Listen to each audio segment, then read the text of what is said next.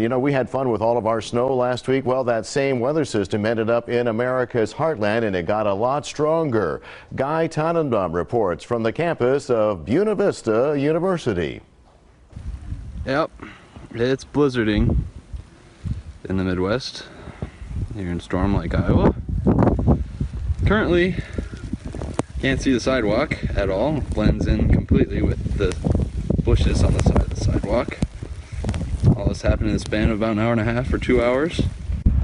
Alright, this is the aftermath of the blizzard last night. Much colder today because of the wind.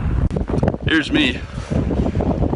I don't know if you can see my breath, but it's cold, man. This sucks. Whew. Okay, so that's a meteorological term from Storm Lake, Iowa.